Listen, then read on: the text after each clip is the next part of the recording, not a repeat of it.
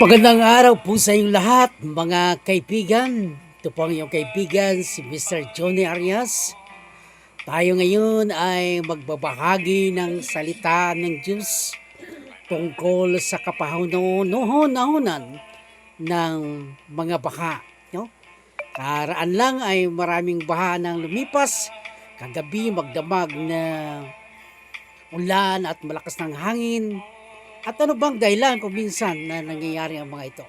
Tingnan natin ang kasaysayan ng Bible na noon na hanggang ngayon wala pang ganitong klaseng baha na naranasan natin. Kung may naranasan man tayo ngayon, pero hindi kasing lakas ng baha noong panahon ni Noe.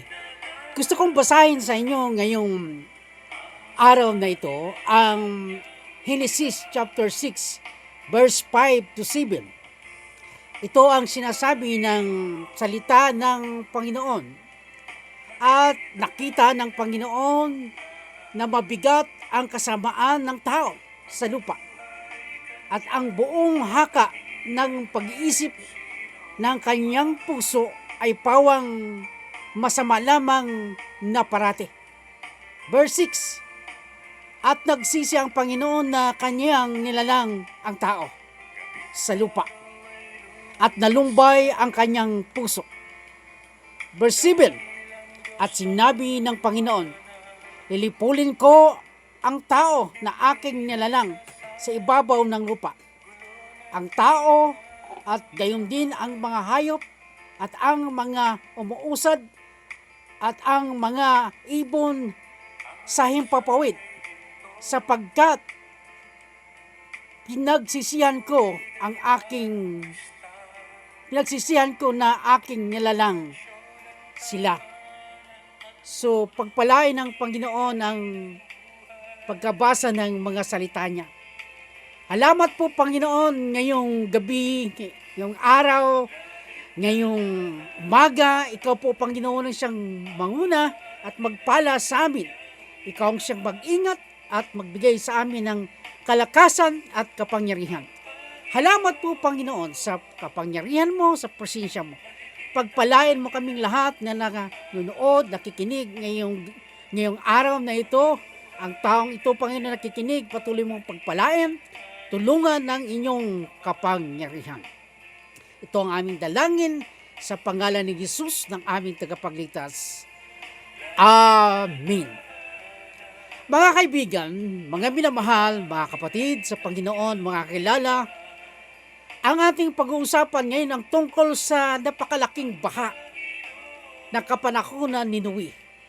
Nang panahon ni Noe ay bumaha ng pinakamalalakas na baha at ang pinakamataas na bundok sa buong mundo ay nalampasan.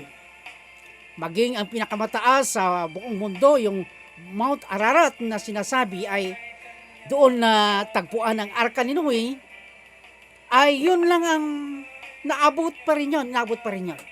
So, napakalaking baha. So, ngayon, ang tanong, anong dahilan kung bakit ginunaw ng Diyos ang tao, ang hayop, at ilan pang mga bagay sa mundo?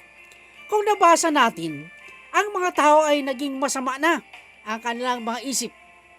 At ang mga tao ay nagpipili ng maraming mga asawa.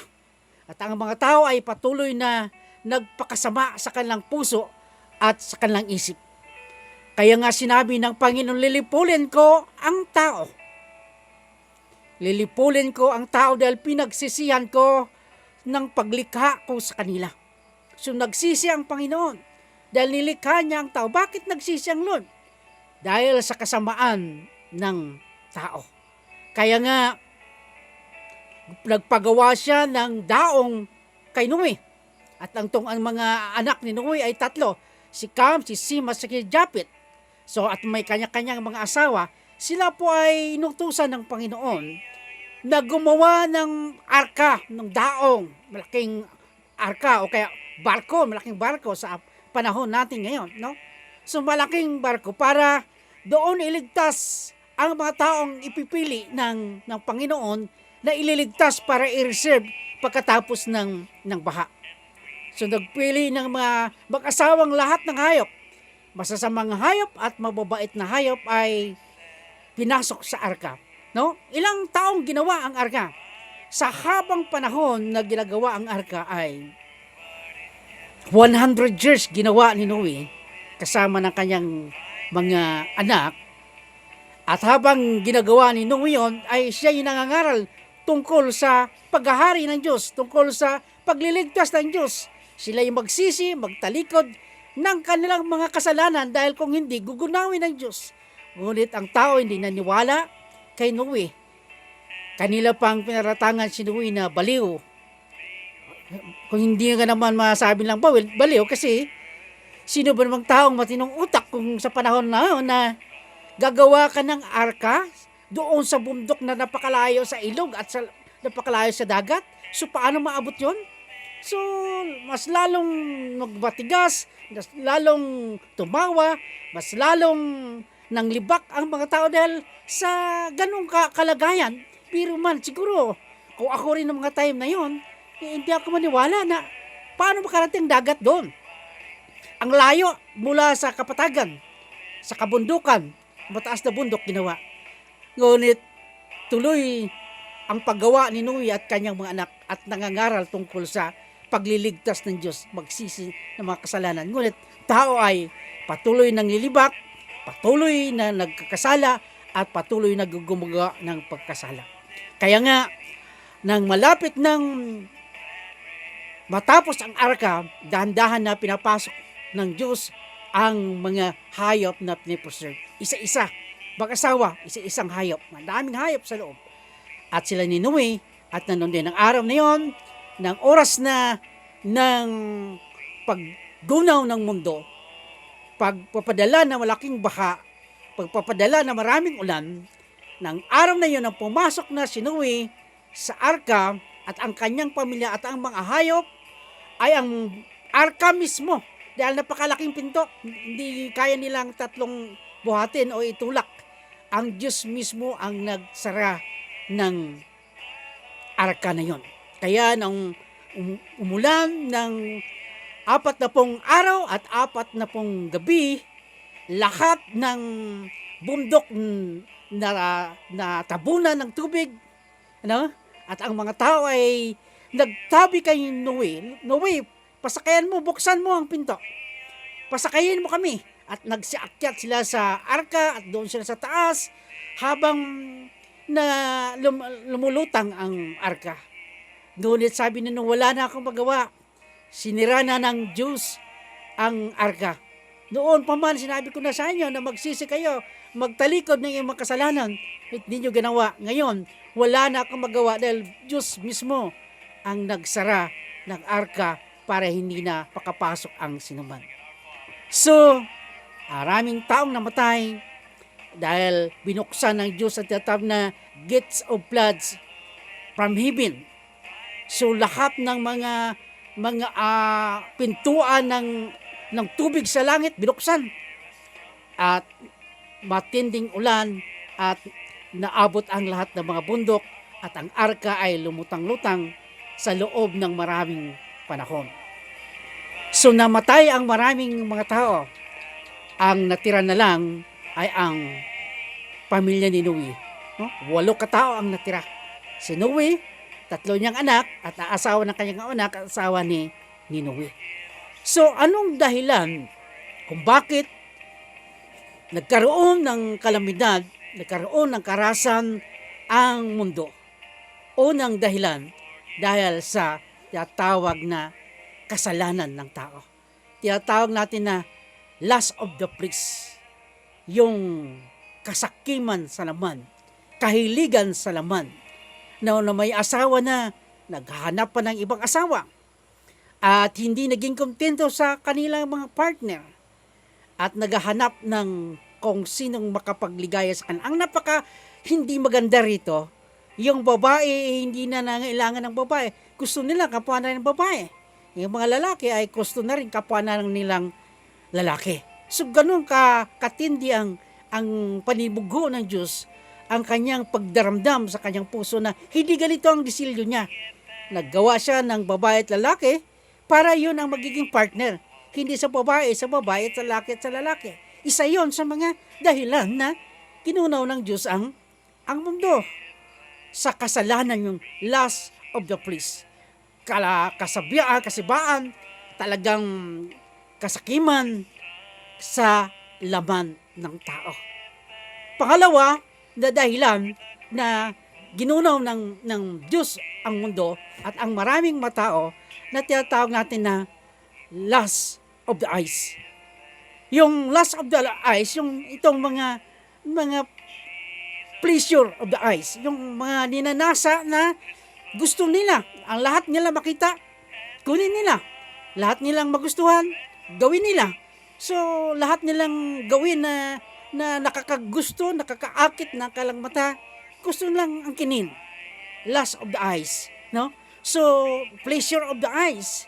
Lahat magaganda sa paningin nila na nagbibigay sa kanila ng kaaliwan, kasayahan, ina-acquire nila lahat yon, no? So, kung minsan diyan nasisira ang tao. Lalo na ngayon sa panahon natin, no? So, lahat na lang kung gusto natin acquire yung mga nakikita natin dahil lalo na sa television, sa ilan pang mga makikita natin sa platform media, ang daming mga magagandang mga bagay na inaalok sa tao. Mayroon na enjoy now, pay later, no? So, maraming inaalok ang mundo na busy ka, talagang mawawala ang focus mo sa iyong paglilingkod sa Panginoon. Ng mga panahon na yon, sinuwi lang ang kasama ng Diyos na matuwid. Siya lang. So, ang lahat ng tao ay nagpakasasa, ang lahat ng tao nagpakasama, ang lahat ng tao ay namumuhay sa kasalanan. Kasalanan. At ang huli na tinatawag natin na pride of life. Ang dami ng taong ng mga mayayabang, hindi na marunong magsisi sa Diyos, hindi na marunong maggawa ng mga bagay na pakumbaba sa harapan ng tao, sa Diyos at sa tao. So, ang taong mayabang na, punong-puno ng kayabangan. So, yan ang dahilan kung bakit ginunaw ng Diyos ang mundo. Sa panahon natin ngayon, ano kayang dahilan kung bakit ginunaw o kaya naggaganito? May tsunami, may earthquake, may floods, no? Ano kaya dahilan bakit ganito nangyari? So, ito ang tinatawag natin na wake-up call, mga kaibigan.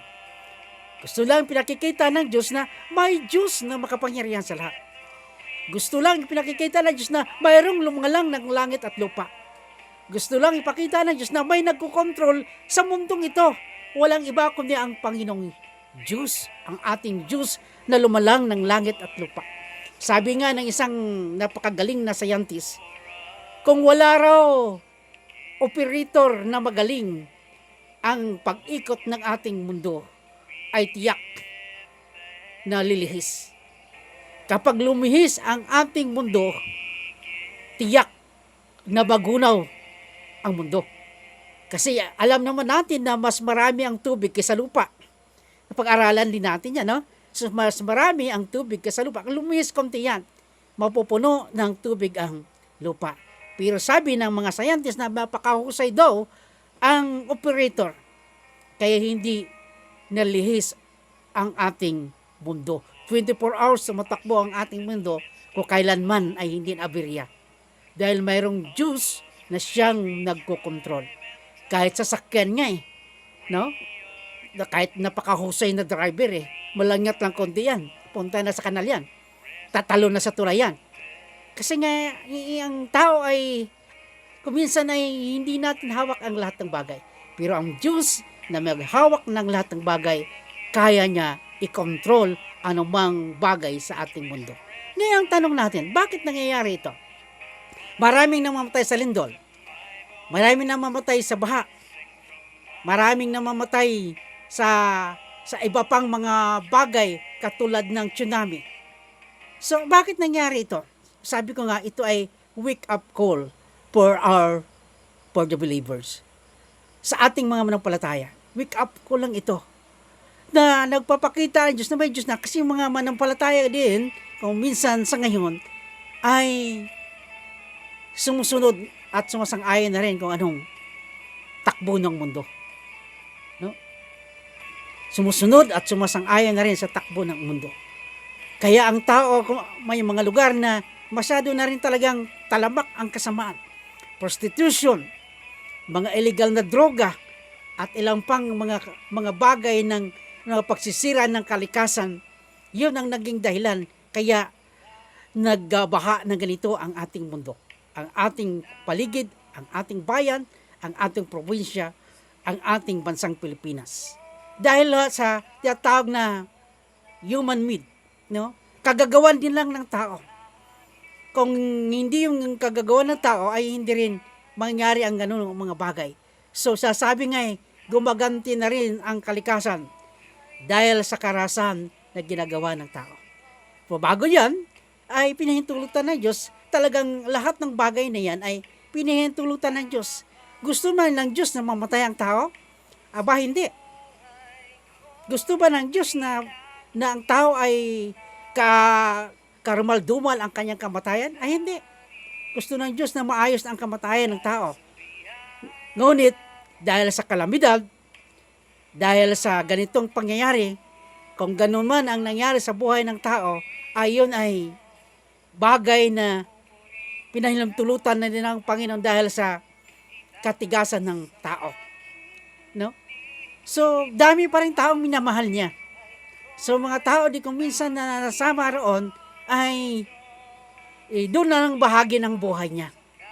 At nagiging living testimony nilang sila kung sila ay buhay. Kapag sila ay patay, ay pag-uusapan na lang sila. Na? Kaya nga mahalaga na naglilingkod sa Panginoon. Dahil hindi natin alam kung tayo lang mabait sa lugar na yon ay hindi pa rin credit, no? Hindi pa rin sa panahon ng pagwasak ng Sodoma at Gomora, ang daming tao yun. Ang tao noon ay umaabot ng 200,000 ng panahon ni Lot. 200,000 ang tao, higit. No? At si Abraham ay nakipag-bargain kay Yahweh. Sabi niya, kung may 50 katao nandoon, ay gugunawin mo pa ba ang Sodoma at Gomora? Paulanan mo pa ba ng apoy? Sabi ng Lord, hindi. Dahil sa 50, ay may 20. Hindi pa rin. Hanggat sa naging 10, ay wala pa rin. Sabi ni Abraham, hindi na kamahangahas, magtanong pa. Okay? At nagunaw dahil walang 10. Ilan lang naligtas doon? 2 anak ni Lot na babae at si Lot. At ang kanyang asawa ay naging haliging asin pa. Dahil sabi ang instruction ng anghel na kasama nila, huwag lilingon. At lumingon ang asawa ni Lot, kaya siya naabot at naging haliging asin. So, marami ng masama sa lugar na yon. Kaya nga nangyayari ang mga ganong mga bagay. Maraming taong namamatay, maraming taong nasusaktan, maraming taong nasugatan, maraming tao nang hindi na sumusunod sa Panginoon. Marami na mga taong hindi na lumalakad ayon sa kalooban ng Diyos. Kaya nangyari ang mga bagay na yon. Okay? Kasi nga sabi ng Bible, kaya pag may 10 lang ipoprotect niya, ililigtas niya ang bayan. Dahil alang-alang sa mga righteous na nandoon. Pero kapag marami ang hindi righteous, mapanganib ang ating bayan, ang ating bansa. Kaya nga mga kaibigan, mga minamahal, kailangan nating manumbalik sa Diyos. Ito ang solusyon sa lahat ng mga kalamidad na ating nasaksihan. Ang solusyon niyan, walang iba, kundi ang ating pagbalik loob sa Diyos. Ang pagsisi at pagtatalikod ng ating mga kasalanan at maglingkod sa Panginoon. Yan ang solusyon. Ano bang reliyon mo mga kapatid? Walang problema yan. Hindi pinag-usapan yan sa langit. At pinag-usapan doon kung paano tayo'y naglingkod sa Panginoon, nagsisi, nagtalikod ng ating mga kasalanan at namuhay ayon sa kalooban ng Panginoon. So simple lang mga kaibigan, ang gusto ko, ang nais ko ngayong araw na ito na para iligtas ng Diyos ang ating bayan, ang ating barangay, ang ating syudad, ang ating bansang Pilipinas. Damihin natin ang mga righteous. Damihan natin kikilala sa Panginoong Jesucristo na ating Panginoong tagapagligtas. Damihan natin. Dahil madami ang tao sa lugar na noon na righteous, lumalakad ayon sa kalooban ng Diyos. Ang disaster, ang kalamidad, iiwas ng Panginoon dahil sa mga righteous na yun. Ako'y naniwala na kayo rin naniwala sa ganitong sinasabi ng banal na kasulatan. Kung naniwala kayo sa ganitong sinasabi ng Panginoon, oras na para magsisi tayo at magtalikod ng ating mga kasalanan. Gusto ko manalangin sa atin ngayong gabi, mga kaibigan, mga minamahal. Panginoon, salamat po ngayong araw na ito. Ako ay humaharap sa screen na ito ng platform media na ito, Lord, na ang mga kapatid namin ay maaring nakikinig din at tumitingin din at nanonood din. Lord, pagpalayan mo siya. Tulungan mo siya. Baka isa siya sa mga taong pinire-preserve mo. Isa siya sa mga taong ililigtas mo. Isa siya ng mga taong maging righteous people sa lugar na ito o sa amang bayan, Panginoon. Tulungan mo siya, Lord, para isa siya na maging preserving sa mundong ito. Dahil kung mayroong righteous, maraming righteous sa isang lugar, hindi mangyayari ang mga sakuna. Kung may mangyayari man ay walang pinsalang anumang mga bagay na mararanasan ng tao. Dalangin namin, Panginoon, sa tulong mo sa kapangyarihan mo. Ikaw ang Diyos na makapangyarihan, kalakasan, at Diyos ng kabanalan. Lord, pinagsisiyan po namin at tinatalikuran ang aming mga kasalanan. Patawarin mo kami sa aming mga kasalanan. Gawin mo kami Panginoong malinis sa iyong banal na harapan. At ikaw ang Diyos na patuloy na manguna at magpala sa amin. Ito ang aming dalangin sa pangalan ni Jesus na aming tagapagligtas. Amen. Kaibigan, alamat po sa inyong lahat. Ito po ang inyong kaibigan, si Mr. Johnny Arias.